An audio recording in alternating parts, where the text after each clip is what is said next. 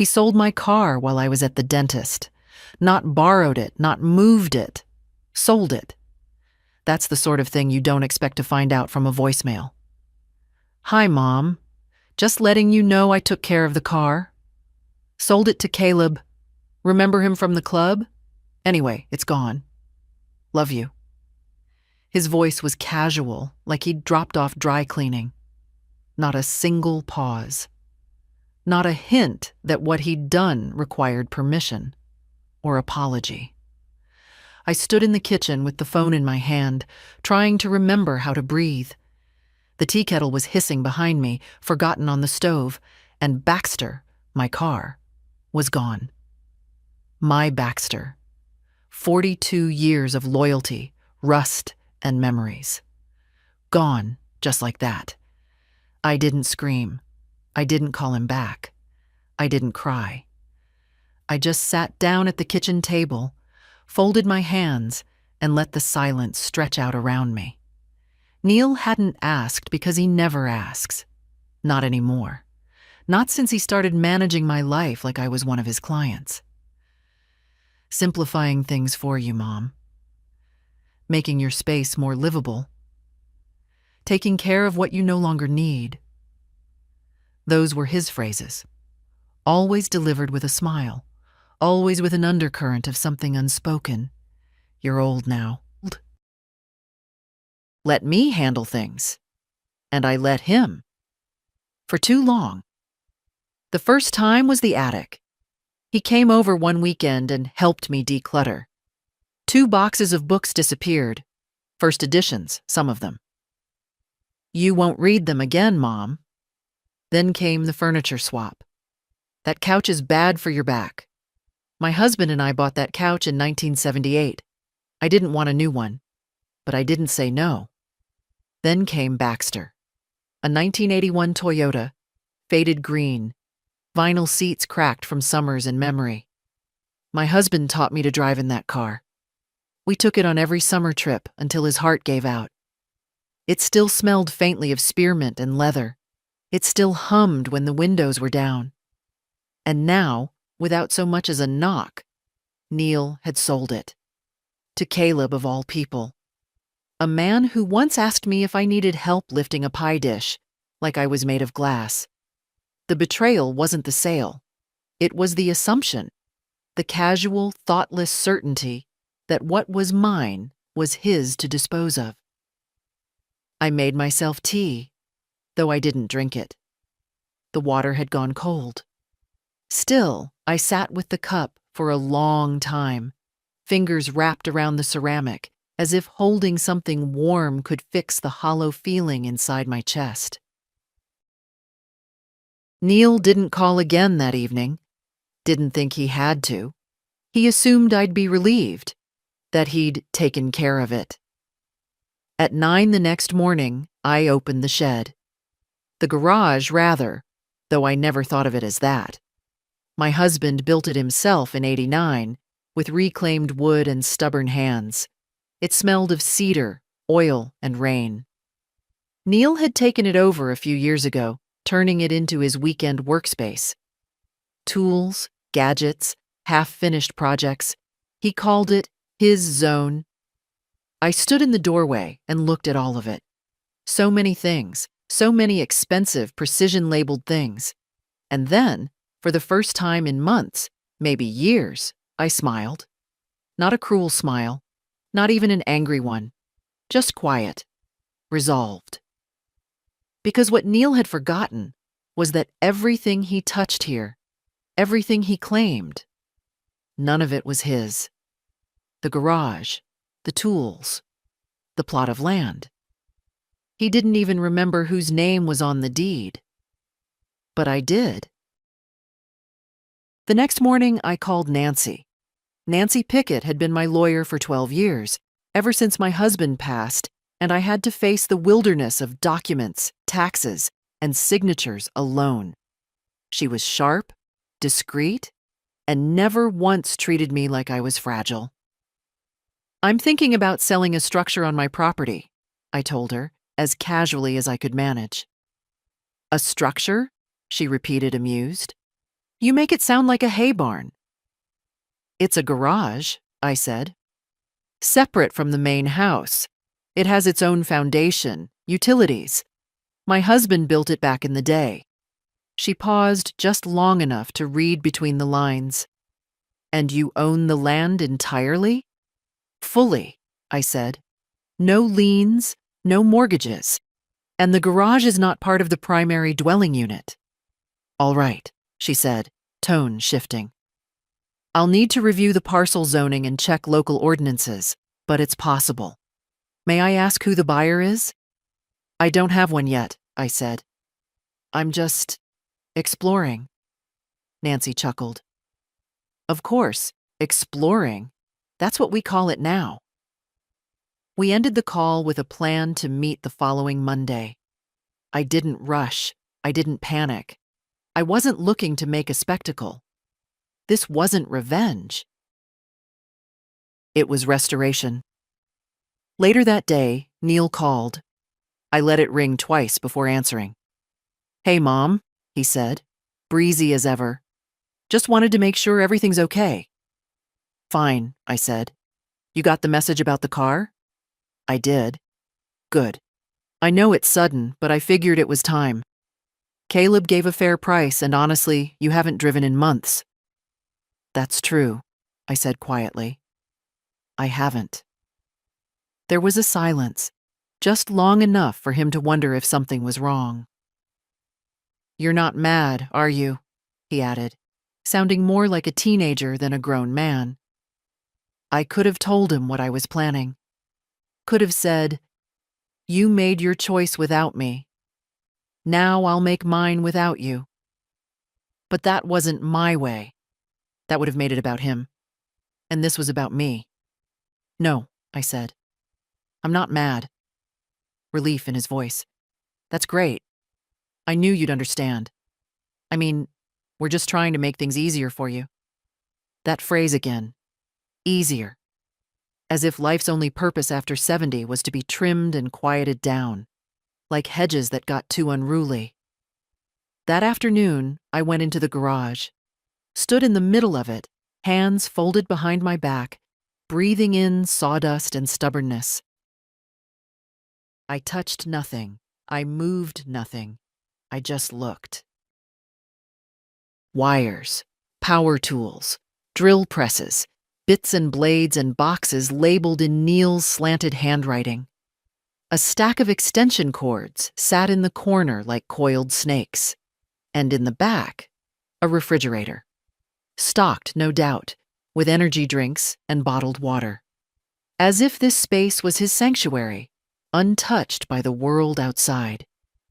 He hadn't asked to use it. He had assumed. Like the car, like the couch, like everything. Monday came, and I met Nancy at her office. She wore a navy blazer and had already printed out the parcel maps. It's possible, she said. You'll need to subdivide the plot, apply for separate utilities, and file a structural survey, but it's all clean. There's no legal obstacle. And the sale? I can list it under a shell name if you prefer anonymity, she said. Or we can go direct.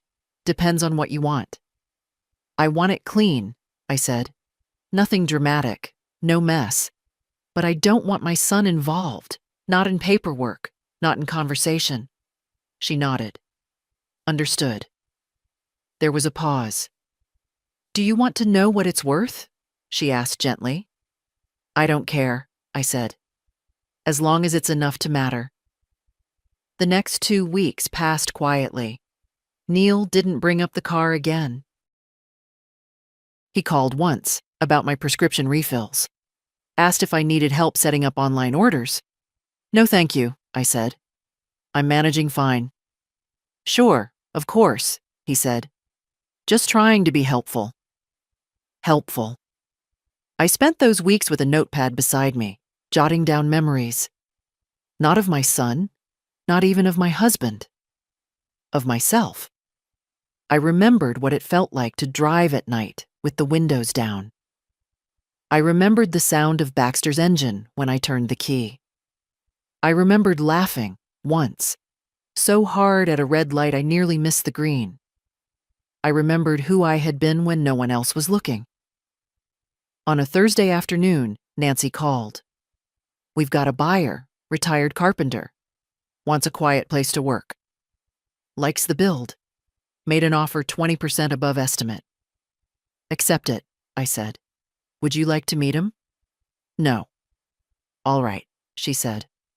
"I'll handle the closing." That night, I slept with the windows open. The air was cold, but I let it wrap around me like an old shawl. I felt something lifting. Not anger, not joy, just clarity. I didn't want vengeance. I wanted room to breathe. Neil didn't notice anything at first. The garage door was still in place. His tools were untouched. The key still worked. That was important to me. Not to take away access before it was necessary. Let him have his rhythm. Let the routine remain until it no longer could. The sale would finalize in 4 days. I didn't tell him. I went about my life the way I always had, tending to the garden, folding laundry by hand because I preferred the quiet of it. I drank coffee at 7, read the newspaper at 8, and walked to the mailbox by 9, waving to Mrs. Langley across the street, who never missed an opportunity to gossip about her daughter-in-law. "You look radiant this morning," she said, leaning over her hydrangeas. "What's your secret?" "Good sleep," I said, and smiled, and saying no. That afternoon, Neil stopped by unannounced. His habit. He let himself in like he always did, though I'd asked him to knock years ago. "Hey, Mom," he called, voice carrying through the kitchen. "Brought you those multivitamins you like." "They give me headaches," I said without turning. "You sure? They're the ones you asked for before." "I'm sure." He stood there a moment, unsure of his footing. "Mind if I use the garage?" he asked. "I left something there last week." "Go ahead." He moved past me, a breeze of cologne and overconfidence. I heard the back door open, then close. I sat back down, picked up my book, and kept reading. 10 minutes later, he returned. "You reorganized," he said. I looked up. "I didn't," I replied. "Why?" "Some things aren't where I left them." "Could have been the wind," I said calmly. "Or time. Things shift." He watched me for a second, and I saw the moment flicker behind his eyes. The moment he wondered if I was playing with him. But he let it pass. "Anyway," he said. "Thanks. I'll probably swing by this weekend. Maybe bring the kids." I nodded. "Let me know beforehand." He didn't like that. It chipped at his illusion that this house, this property, this life was open territory. But he nodded, mumbled something about a work call, and left. 3 days later, the buyer arrived. He came in a modest truck, older than Neil's Lexus, wearing a flannel shirt and work boots. Name was Dennis, 65, recently retired, hands like tree bark. He looked at the garage the way some men look at old violins, with respect and a quiet kind of yearning. "It's solid work," he said, running his hand along the frame. "Older builds like this, they breathe." "Yes," I said. "They do." We signed papers in the kitchen. Nancy handled most of it. I just initialed where I was told. When Dennis left, he paused at the door. "May I ask something?" he said. "Of course." "Why sell something this well made?" I looked out the window, where the light fell through the pecan tree like a blessing. "It was never mine," I said. "Not really, but I've taken it back. And now it's time to give it to someone who'll treat it like it belongs." He nodded. Didn't ask more. That's the kind of man he was. The money hit my account the next morning. It was more than I expected. I didn't touch it. Not right away. I just sat with the knowledge.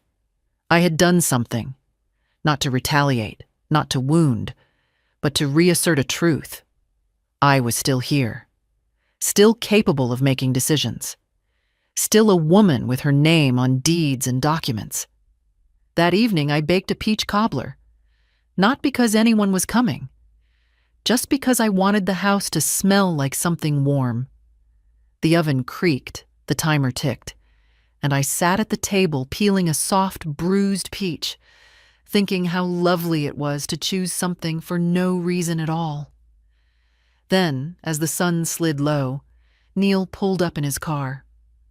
I watched from the kitchen. He stepped out like he always did. Quick, distracted, already scrolling on his phone. He didn't notice the new lock on the garage door, but he would, and soon he'd knock. He didn't knock, not at first. He rattled the handle twice, stepped back, frowned, tried again. I could see it all from the kitchen window. The small shift in posture when something doesn't go the way you expect. He leaned closer, peered into the frame, then tried the key again, slower this time, like the lock might have changed its mind if he were gentler. It hadn't. Finally, he turned and came toward the house. I was pouring tea when he stepped in through the back door. "Hey," he said, flat. "Did you change the lock on the garage?" I sipped before answering. "No," I said. "I didn't change it." He blinked, processing. "Okay, well, my key doesn't work anymore." "I imagine it wouldn't," I said. There was a long pause. "Mom," he said carefully, "what's going on?" I looked up at him then. Not angry, not cold, just steady. "It's not your garage anymore." The silence that followed was thick enough to drown in. "What do you mean it's not?" "I sold it," I said. He stared at me, mouth slightly open, eyes darting between mine as if trying to locate the joke in my face. "You sold the garage." "I did."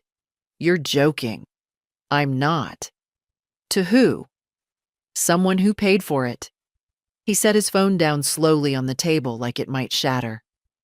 "You can't just—" "Mom, that's where I keep everything. My tools, my—" "You should have taken better care of what wasn't yours," I said. "You treated it like your own, but it never was." His face flushed. "You never said anything. If it bothered you, you sold my car," I said, evenly, "without asking." He opened his mouth, but I raised my hand. "I'm not looking for an argument. I'm not asking for permission. I'm telling you, Neil, I did what you did. I acted without asking." His nostrils flared. I saw the tight clench in his jaw, the same one he had at 14, when I told him no to a weekend trip because he'd skipped homework. "I sold that car because you weren't driving it. It was rotting in the sun." "It was mine," I said. "I was trying to help," he said, louder now. "You think this is the same? I was looking out for you."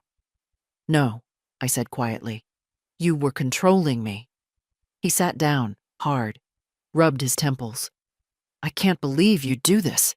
You didn't even warn me." "I warned you every time you ignored my no, every time you assumed, every time you made a decision on my behalf like I didn't still have a name on the title." He was silent. "And now," I added, "you get to feel what I felt. A locked door. A thing you assumed would always be there. Suddenly gone." His voice, when it came, was smaller. "But my things are still in there." "They'll be returned," I said. "The buyers agreed to give you time to remove them, but after next week you'll need permission to step foot in that space." I stood. "That's how ownership works, Neil." He looked up at me. I saw his age clearly then. Not the man he thought he'd become, but the boy who hated being told he couldn't. "Why are you doing this?" "Because I needed to remember who I am," I said. I walked to the window, stared out at the backyard. For years, I let you chip away at me. Thought it was love, that letting go was kindness. But it wasn't. It was convenience. You made yourself comfortable at my expense. He stayed seated. No rebuttals. No justifications. When he finally stood, I didn't stop him. He picked up his phone, glanced once toward the garage. "Is this how it's going to be now?" he asked. Not angry, just tired. "That depends on you," I said. He left without another word. The back door clicked shut. I stood in the quiet house and poured myself another cup of tea. The second steeping is always softer, but the warmth remains. I held the cup close and sat down again, watching the shadows lengthen outside. I had expected noise, yelling, maybe even slamming doors. But sometimes the loudest thing is silence, especially when it follows truth. It took him 3 days to return for his things. No calls, no messages. Just the soft roll of his car tires on my gravel driveway one gray afternoon. I was in the garden, trimming the hydrangeas. I heard the door of his car open, then close. No rush in his steps this time, no jangling keys. Just a slow walk toward the garage, as if it might vanish if he moved too fast. I didn't say anything, just watched him from a distance. He tried the key again, because some habits die hard. Then he sighed, stepped back, and knocked on the door of the garage. Not mine anymore. Dennis's now. The buyer, the man who understood boundaries. Dennis opened the door halfway, nodded. No handshake, no friendliness, just a quiet transaction of time and space. "Take what you need," he said.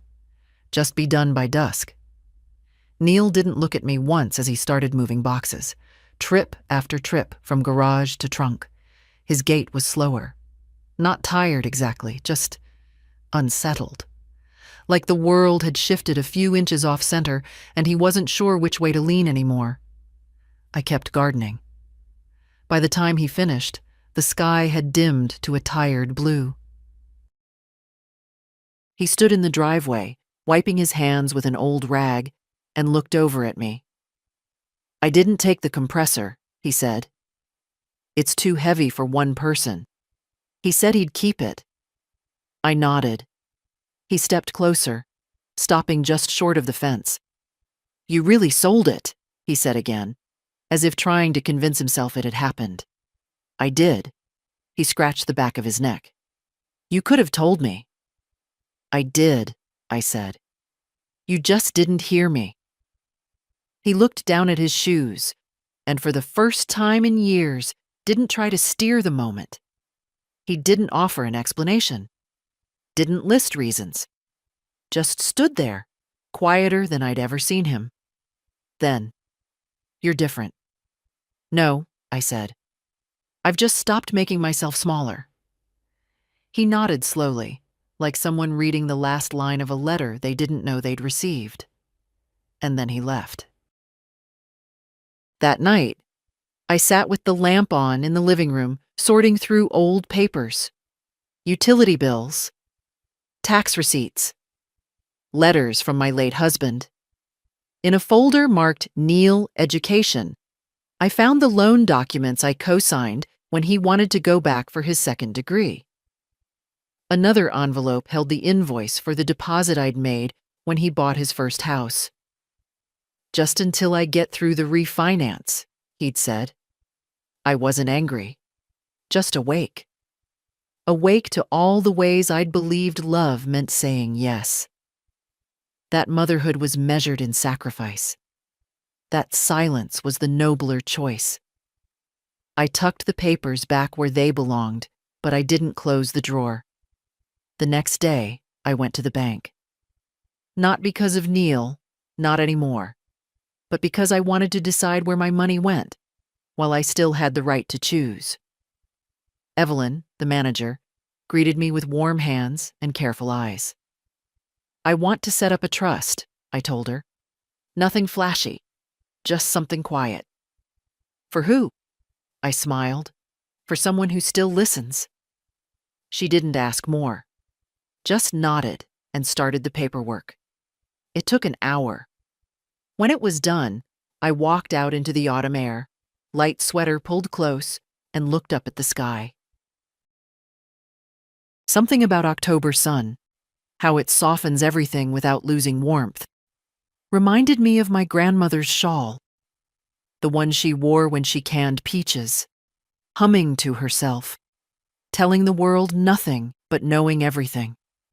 I stopped by the market on the way home, bought good bread, honey, a jar of olives packed in oil, things I'd never buy when I was trying to be practical.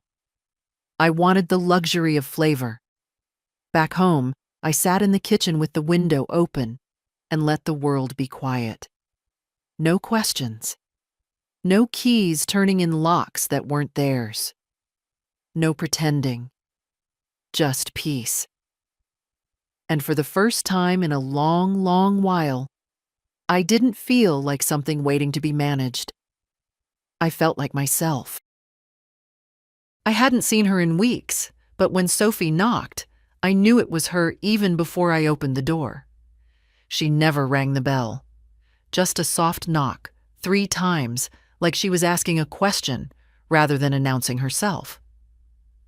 "Hi, Grandma," she said, stepping in with a chill of October wind behind her.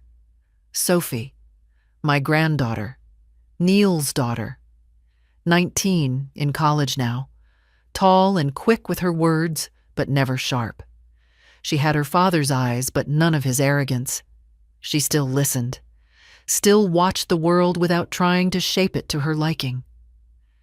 "You hungry?" I asked, already reaching for another teacup.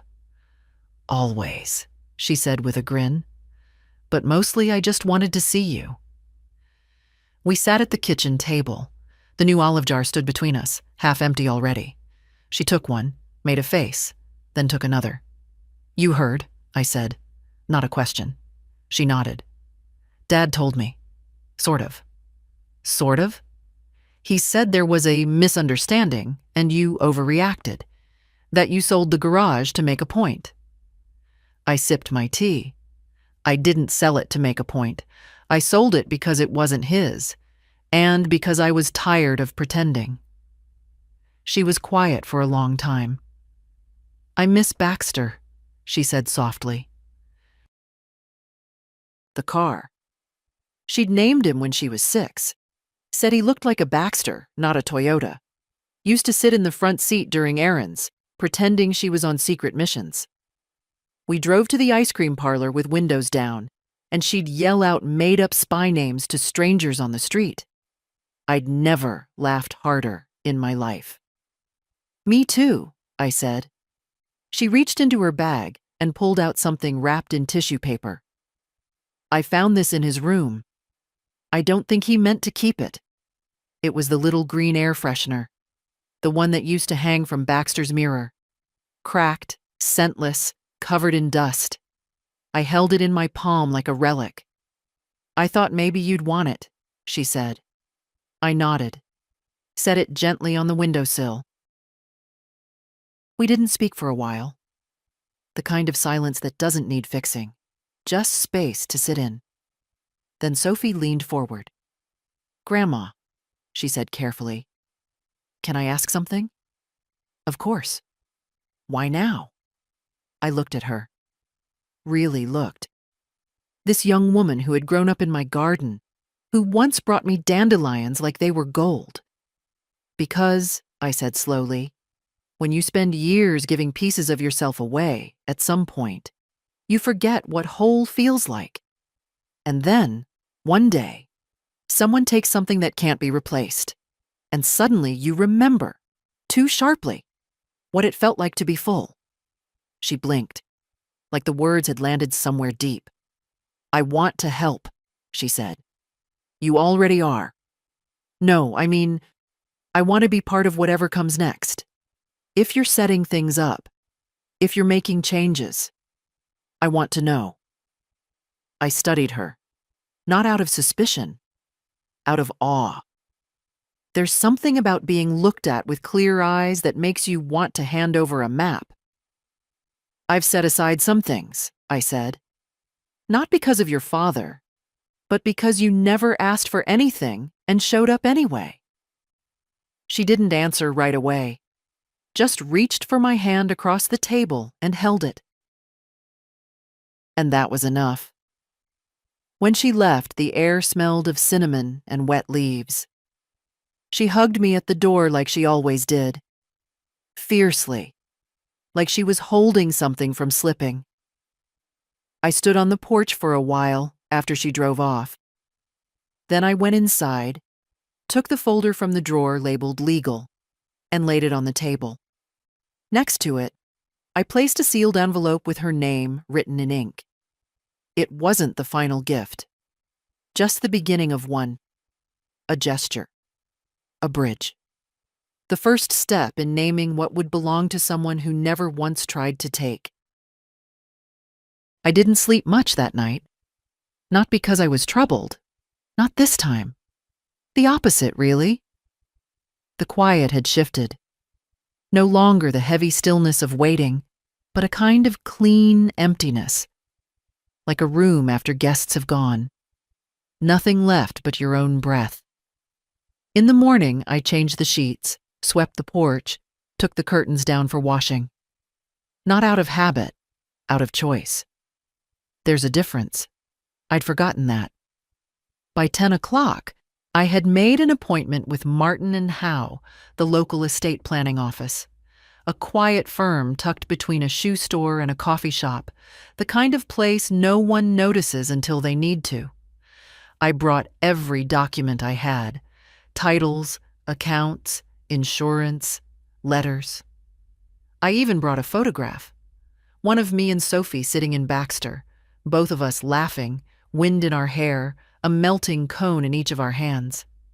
When the lawyer, a kind woman named Jean, asked me what I wanted, I answered clearly. I want to decide, before someone else assumes they know better. She nodded, like she understood. Maybe she did. We worked through the options. Trusts, contingencies, provisions for when I couldn't speak for myself. I left nothing vague, nothing assumed, nothing. At one point, Jean looked up from her notes. "And your son?" she asked. "He'll be informed," I said, "but not included." Her pen didn't pause. She'd heard it before. I could tell.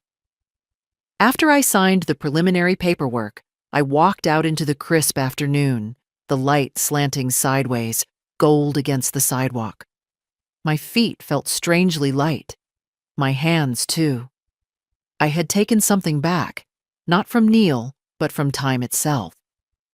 When I returned home, there was a message on the answering machine. "Hey, Mom, just checking in. Hope you're doing okay." That was it. No mention of the garage, of the sale, of Sophie. Just a voice fishing for temperature.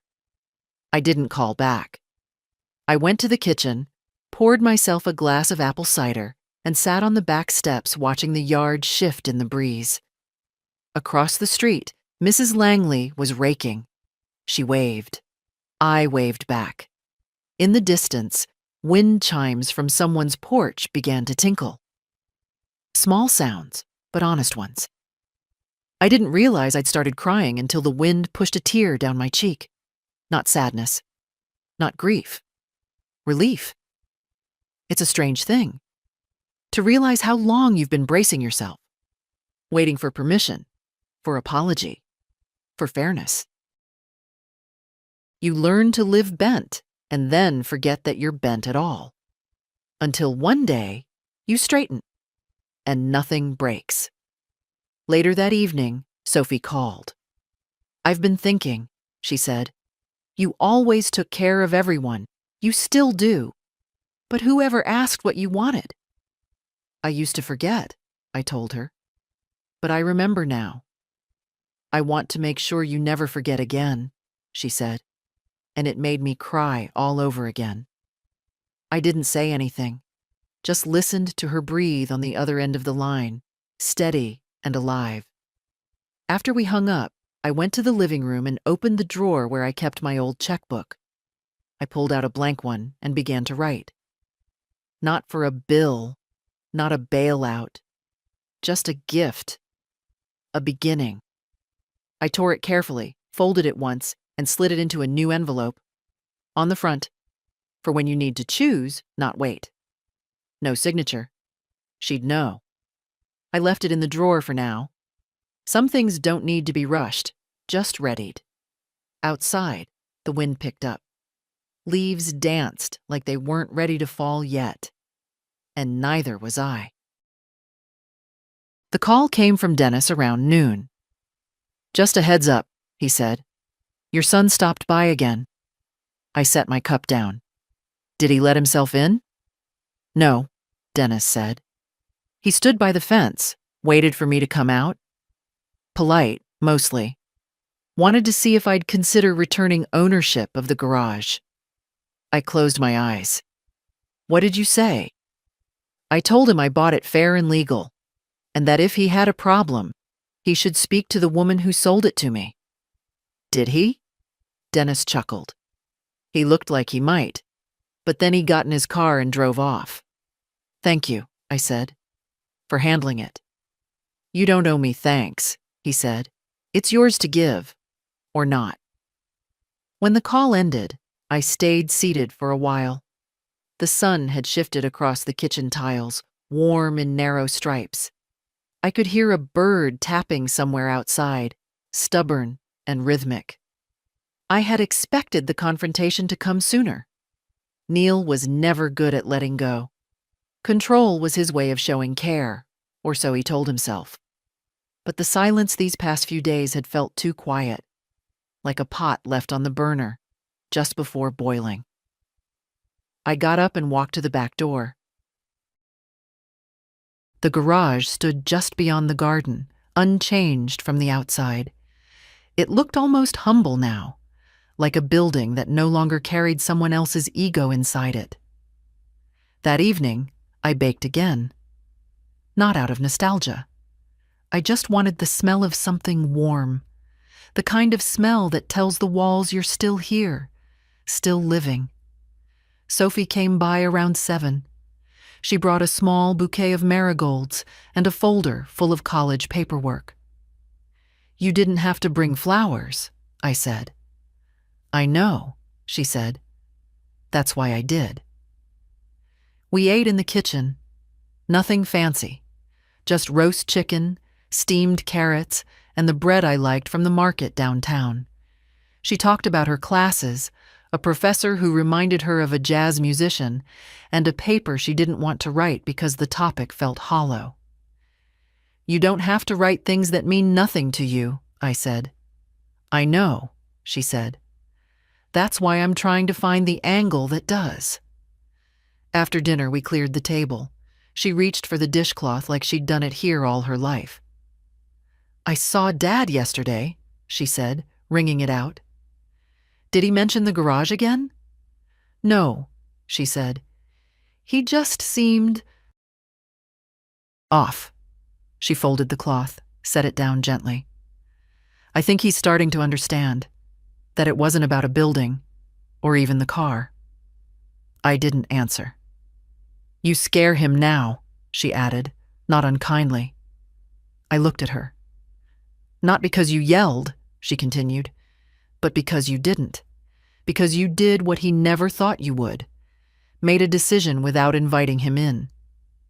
I exhaled, slow and full. Maybe that's the only way some men learn what power actually feels like. She nodded. After she left, I sat by the window for a long time. The porch light buzzed above me. Somewhere down the block, a dog barked once, then went quiet. I could hear my own heart. It wasn't heavy. I pulled the envelope from the drawer. The check was still inside, still folded, still waiting. I walked it upstairs and placed it inside the book Sophie had once asked to borrow. A room of one's own. She'd find it eventually, not because I'd give it, but because it was hers all along. He didn't call. He showed up. Late afternoon, without warning, just like always. Same quiet crunch of tires on the driveway, same unhurried steps toward the porch. But something in the air felt different. Not tension, exactly, more like hesitation. I watched from the kitchen window. He stood at the front steps longer than usual, one hand resting on the railing, the other fiddling with his watch strap, like he wasn't sure whether to knock or walk away. Then, finally, he knocked. 3 times. I let him wait a moment before opening. "Neil," I said. "Hi, Mom." He didn't smile. His eyes were tired, his jaw tense. "Come in, then." He stepped inside, looking around as if expecting something to be different, but the house was the same. I hadn't changed a thing. That was the point. We sat in the living room. He didn't touch the tea I'd already made, just leaned forward with his elbows on his knees, staring at the floor like the words he needed had slipped through the carpet. "I've been thinking," he said eventually. I waited. I shouldn't have sold the car without asking. I shouldn't have assumed. Still, I said nothing. He glanced up, saw my silence, and added, "You're right. I've been treating your life like something I'm supposed to manage, not respect." I let that settle. Then I asked, "What changed?" He looked startled by the question, as if apology alone should have been enough. "I don't know," he said slowly. "You did. You changed. You've always let things go, let me handle stuff. But this, the garage, it knocked the wind out of me." "Good," I said. His mouth tightened. He took a breath. "I came to ask, not for the garage. I know that's done, but maybe we could talk. Start over, not go back, but go forward." I looked at him. My son. The boy who once cried when he broke his toy truck, who used to crawl into bed between me and his father during thunderstorms. The man who'd forgotten I was more than a backdrop to his life. "I'm not angry," I said. "Not anymore. But I won't be a figure in the corner, Neil. I won't be nodded to, managed, then set aside." "I know," he said. "No," I said firmly. "You're beginning to know. That's different." He nodded, stayed quiet. We sat like that for a while, in the hush of late day, where the shadows stretch longer than the people who cast them. Finally, he stood. "I'll go." "Do," I said. "But don't disappear. Just don't expect everything to be patched up because you said sorry." He hesitated. Then, "I don't. I just didn't want silence between us." "There's a difference between silence and space," I said. I needed space. He paused at the door, one hand on the knob. "Do you still want space?" "Yes," I said. "But now it's mine, not something I was pushed into." He left quietly. No slammed doors, no sighs, just the click of the latch and the slow retreat of his car down the street. That night, I pulled down the shades early, lit a candle on the kitchen counter.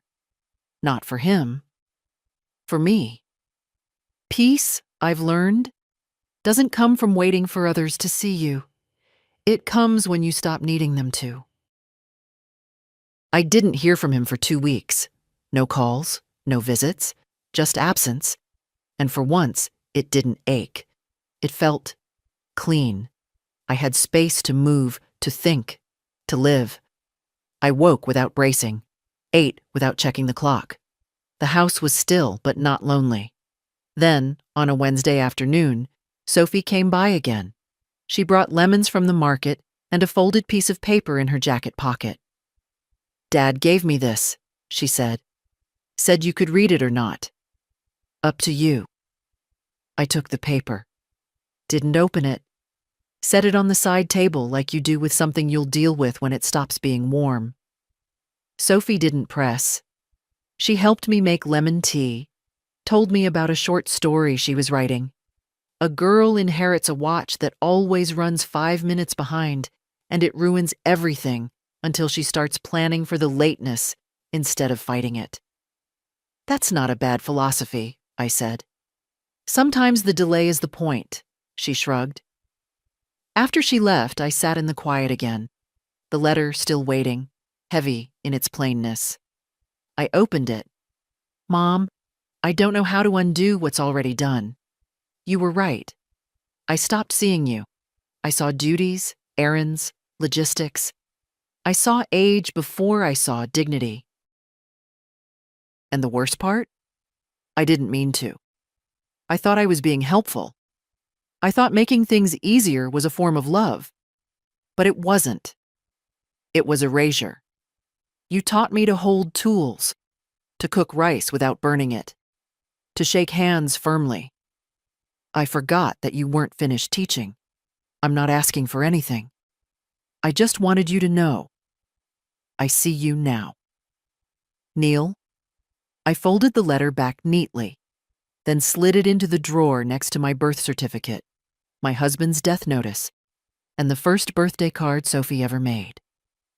Later that evening, I stood in the doorway of the garage, Dennis's garage, and listened to the soft hum of a table saw. He was building something small, precise. He glanced up and smiled. Evening? Evening, I said. How's it treating you? Like an old friend, he said. No surprises. Just wood doing what wood does. I like that. We spoke for a few minutes, just neighborly things. Then I turned to go, but paused. Thank you again, for treating it well. Dennis nodded. A thing lasts longer when it's respected. I walked back across the lawn, the grass cool under my shoes. Inside, I pulled the check envelope back out of the drawer, added a note on top of it in pen. For your watch that always runs 5 minutes behind. Grandma. The next morning, I mailed it. No ceremony, no speech, just a quiet transfer. From one hand that had been dismissed too often, to another that had always reached gently. Later that day, a realtor friend of mine called. Still thinking about selling the back lot? She asked. I might be, I said. Had an inquiry. Someone looking for a small plot to build a tiny house. Something quiet. Self-sufficient. I looked out the window toward the shed, the one Neil always said was too old to fix. Tell them to come by next week, I said. I'll walk them through.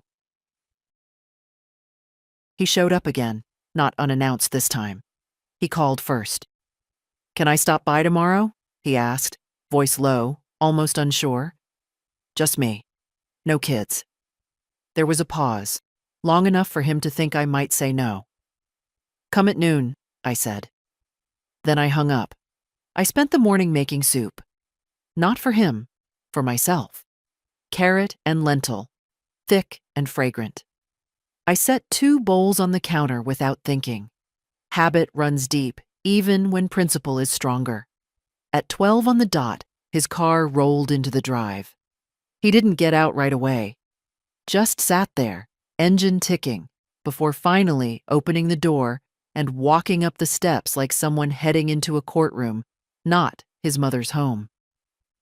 When I opened the door, he held out a paper bag. Olive rolls, he said. From that bakery on Main you like? I took the bag. They switched owners last year. They're not the same. He smiled, but it didn't reach his eyes. Still figured I'd try. We sat at the table, soup between us, the silence thick but not hostile. He stirred his spoon. I watched him from across the rim of my cup.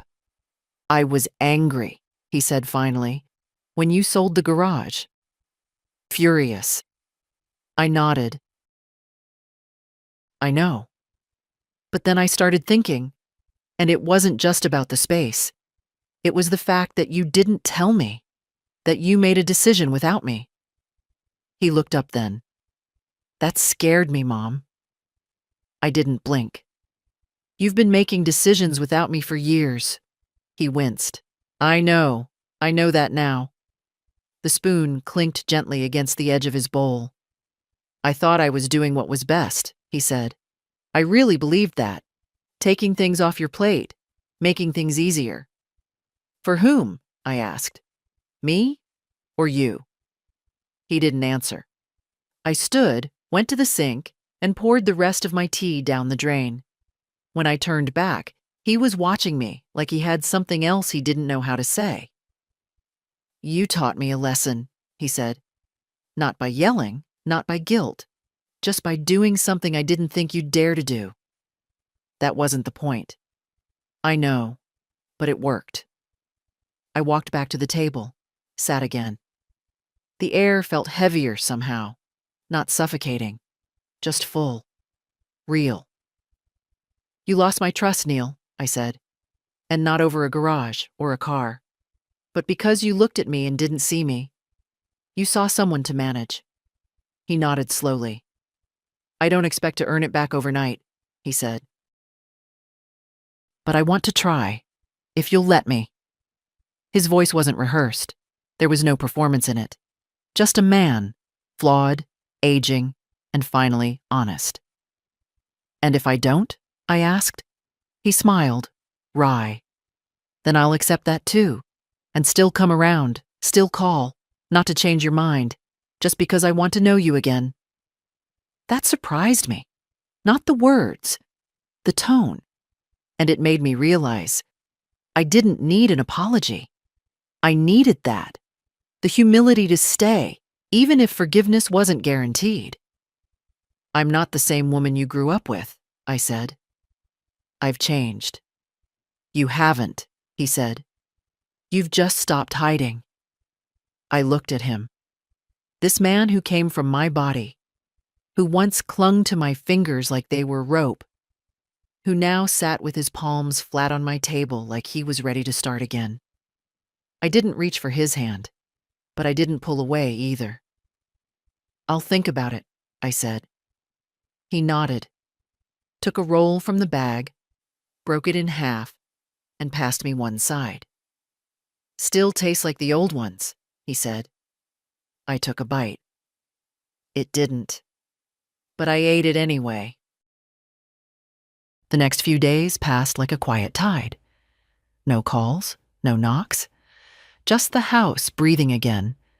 Not waiting, not watching, just being. I swept the front porch, sorted old linens, trimmed the last of the hydrangeas before the frost came. And I slept. Full, heavy sleep. The kind where you wake up and nothing in your chest is braced. That was new. One morning, I found the envelope with Sophie's name still sitting where I'd left it. I'd intended to give it to her. Or maybe I hadn't. Maybe part of me was waiting for something I couldn't name. But the time wasn't now. Not yet. So I tucked it deeper into the book, placed the book back on the shelf behind the family albums. It would wait. Gifts didn't expire. Not real ones. That afternoon, I took out the photo box from the hall closet, the one I hadn't opened in years. Not out of grief, just forgetfulness. Or maybe fear that looking back would feel like stepping out of time. I sorted them slowly. My husband, young and shirtless, fixing the early frame of the garage. Sophie at 5, hugging Baxter's steering wheel. Neil at 8, holding a frog with both hands and a crooked grin. Me, in a sun hat I hated, sitting on the old porch swing before it broke. So much life, undocumented in memory, preserved in these faded squares. I made 3 piles, one for Sophie, one for Neil, one I kept. And when I was done, I made tea and sat on the back step to watch the light change. Around 5, I saw Dennis walk from the garage to his truck. He had a radio in one hand, an old toolbox in the other. He waved. I waved back. "Hope you don't mind," he called. Tuned the bench lathe. Thing was off by a hair. "Wouldn't know the difference," I said. He smiled. That's the best kind of honesty. As he drove away, I found myself walking toward the garage without meaning to. I hadn't stepped inside since the sale. Hadn't needed to. But now, I don't know. Something called me. The door was unlocked. Inside, it smelled the same. Wood, dust, the faint mineral tang of old metal. But it looked different. Not just cleaner, more grounded. Like someone was tending to it, not just using it. There, on the wall, hung a photo. Framed.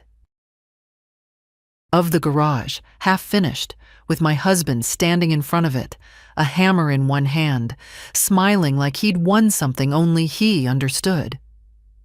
Dennis must have taken it from the papers I left behind during the transfer. I hadn't noticed it missing. But there it was. Honored. Placed. Remembered. I didn't cry. But I did sit down on the old stool by the back shelf and let the stillness hold me. Let myself remember the sound of my husband swearing when he dropped a nail, the way he'd whistle some old war tune while he worked, the way he'd bring me lemonade without asking, just placing it next to me and walking off again. It's not the grand things that stay. It's the quiet offerings, the unnoticed gestures. I stood after a while, closed the door behind me. On my way back to the house, I noticed something in the mailbox. No flag raised. Just a plain envelope tucked against the side. My name written in Neil's hand. Inside, a photo. Of me. Not young, not posed. Just me.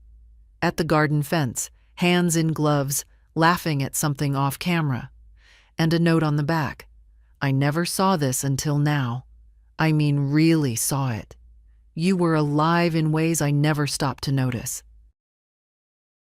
I'm sorry it took losing things to realize what I still have.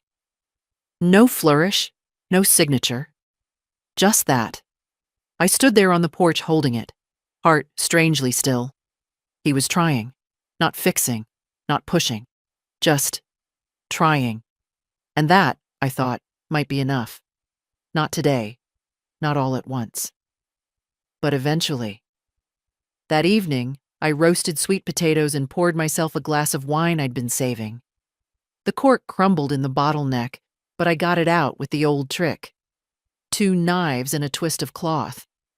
I drank slow. I didn't toast to anything, just sipped. And for the first time since Baxter was taken, I didn't feel like something had been taken from me. I felt like something had been returned. He knocked again, but this time, he waited for me to open the door instead of letting himself in. It was Sunday morning, just after 8. I'd barely finished my first cup of coffee when I heard it. 3 soft taps, then silence. I stood there a moment, holding the cup, listening to the quiet beyond the door. Then I opened it. He looked smaller. Not hunched or frail, just less certain. His jacket was unzipped, collar crooked. He didn't have his phone in his hand for once. "Can I come in?" he asked. "You already did," I said, and stepped aside. We sat in the living room. The light was pale and slow, creeping through the lace curtains like it had somewhere else to be. He didn't speak right away, just looked around the room like he was trying to memorize it. Or see it properly for the first time. "I went through your albums the other night," he said finally. "Sophie brought them over. Said I should stop asking questions I already had answers to." I smiled. "She's right." He nodded. "I found a picture of you holding me after that flu I had in 5th grade. You looked so tired."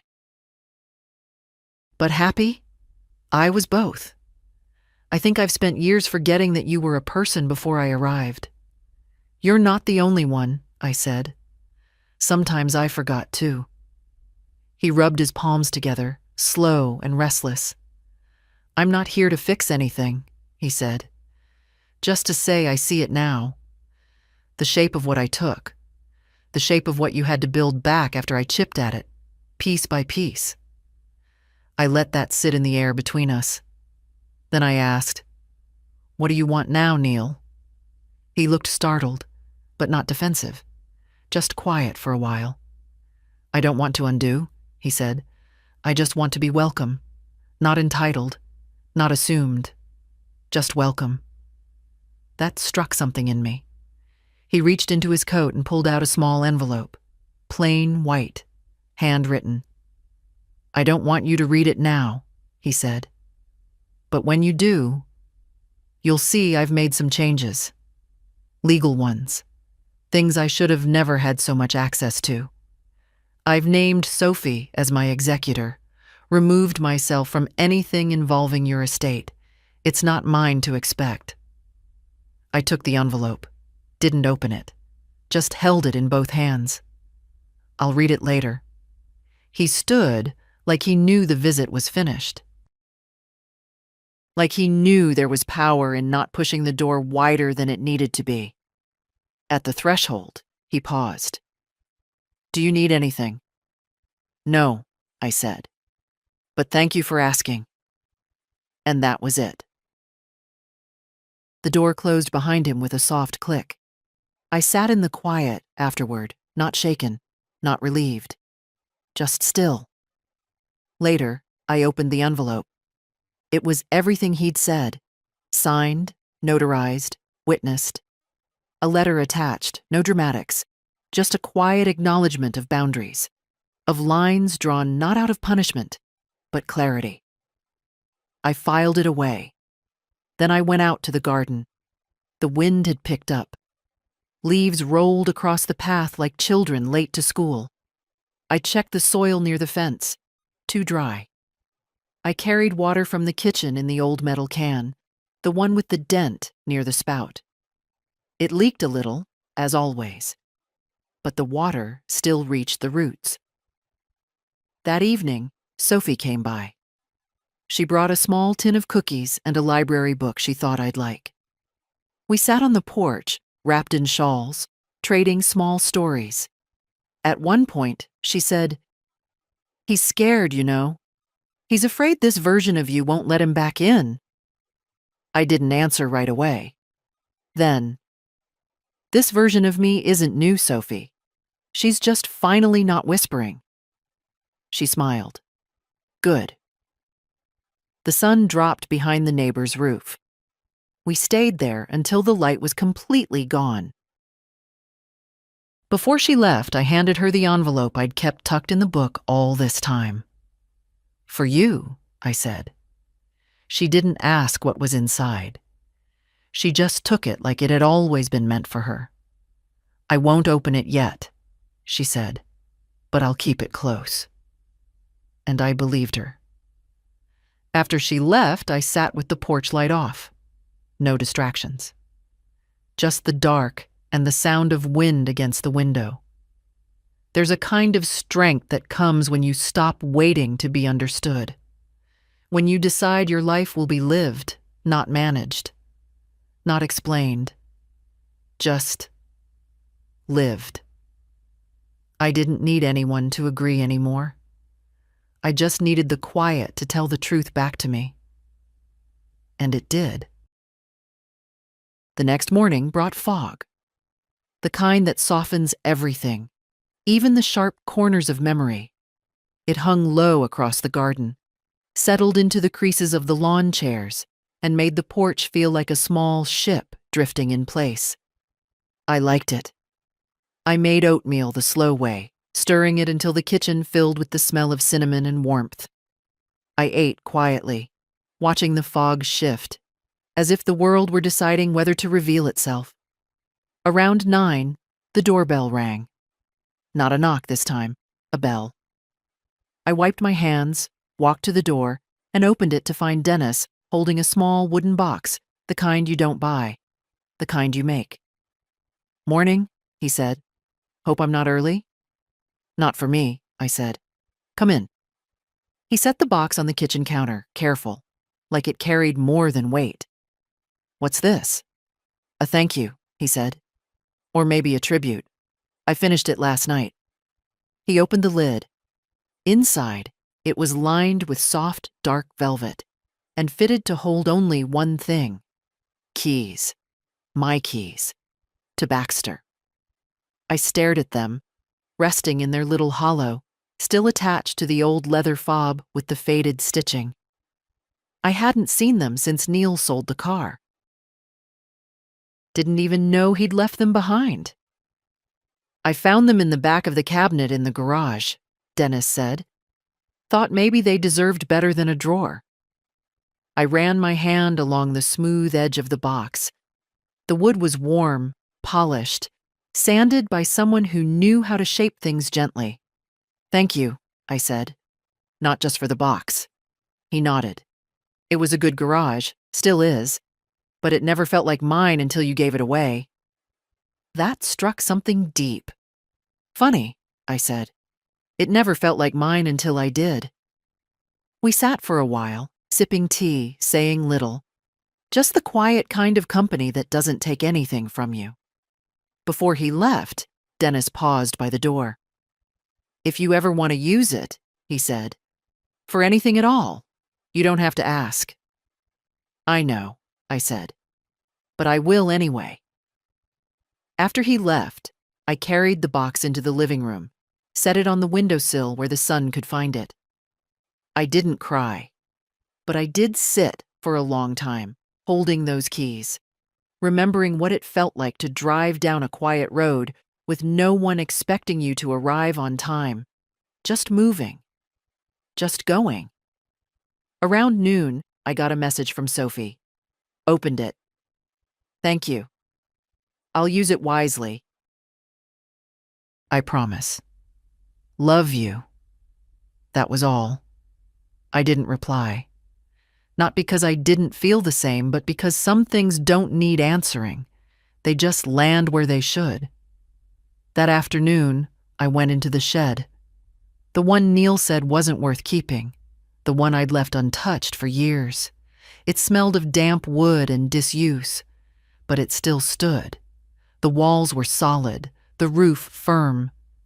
I opened the small window and let the air in, and then I began. Not sweeping, not organizing, just choosing what stayed and what didn't. A shelf of jam jars, a broken stool, my husband's old gardening gloves, stiff with time. I kept them. Not because I needed them, because they reminded me that things made with care can outlast neglect. The sun slid low while I worked. By dusk, I'd cleared a small corner. Nothing grand, just space. Enough for a chair, a light, a room of my own. That evening, I stood on the back step and looked at the house. The windows glowing, the porch humming with quiet life. And I thought, this is how reclamation looks. Not like fire, like light. Autumn deepened. The leaves gave up slowly this year, as if reluctant to surrender what was bright. Every morning I swept the porch, and every morning it was covered again by dusk. There was something comforting in that cycle. The falling, the clearing, the falling again. Some things, I've learned, aren't meant to stay fixed. They're meant to be tended. One afternoon, I opened the drawer and found Neil's letter again. Not by accident. I'd been thinking of it. Not the words. Those I'd memorized. But the act of writing it. The way he folded himself into admission without asking for applause. I wrote him back. Short. Honest. Neil, I hear you. That matters. That doesn't mean all is healed, but it means healing is possible. We begin again, if we begin gently. Mom. I left it in the mailbox. No text, no call. Just the words. Waiting. That night, I lit a candle and sat at the small desk I'd moved into the cleared shed. I brought a blanket, a pen, and a book. The window creaked when the wind moved through, but the walls held. Everything held. Sophie came by on a Thursday. She let herself in, calling out softly before walking into the kitchen. Brought pears, she said. They're ugly, but sweet. They always are, I said. We sliced them, ate them standing at the counter. No plates, just paper towels and laughter. Did you get my message? She asked. I did. She reached for my hand. It'll help more than you know. I don't need to know, I said. I just trust you. After she left, I went upstairs and opened the old cedar chest at the end of the bed. Inside were things I hadn't touched in years. Shawls, church programs, the quilt I started and never finished. I pulled it out, unfolded it across my lap, sat with it for a long time. Some stories stay incomplete because we forget we're allowed to pick them back up. The next morning, I started sewing again. Not to finish it, just to continue. That week, the fog lifted for good. The air turned sharp and honest. The wind chimes returned. So did the birds. And then one morning, as I stepped out to sweep, I found a small package on the porch, wrapped in brown paper, my name written in Sophie's hand. Inside, a new pair of gardening gloves, deep green, soft leather, strong stitching. Underneath them, a note. You kept everything alive, even when no one noticed. These are for whatever you choose to grow next. I sat on the step holding that note in both hands, and I wept. Not from pain, from recognition. Because in the end, that's all any of us want. To be seen. Not for what we used to be, or what others assumed we should become, but for what we quietly are, every ordinary day. Now I wake before the sun. I walk barefoot across cold kitchen tiles. I boil water, peel fruit, write in a notebook no one else will read. I say yes less often. But when I do, I mean it. I keep a spare key to the shed in the new wooden box Dennis made. I keep Sophie's note under my pillow. I keep Neil's letter folded small in my wallet. Not because I need it, but because I earned it. And I keep space.